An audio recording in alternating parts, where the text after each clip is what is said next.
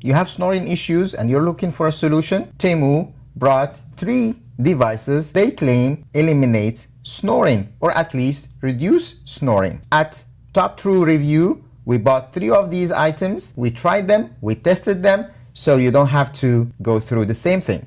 This silicone insert goes into the nose to push inside walls of the nose outwards so you can breathe better. However, when you sleep, it does not stay in place. It falls off after a few minutes, after hours, I don't know, but it does not stay in. Useless, it does not do the job. It does help during the day if you have kind of sinus issues. It could help you to breathe better. It does not work for snoring, but it has some benefit to make you breathe a little bit better. The second one is almost the same concept. However, the quality is really worse, rough. Actually feel that something is sticking inside your nose, so not recommended. Now comes this tiny thing. Well, this is also a silicone insert. It has some sort of magnet as well. It goes inside the nose, so you insert it inside your nose like this, thinking that this magnet prevents it from falling. It does not do anything. It does absolutely nothing. It does not help you to breathe better. It does not actually reduce snoring. So this one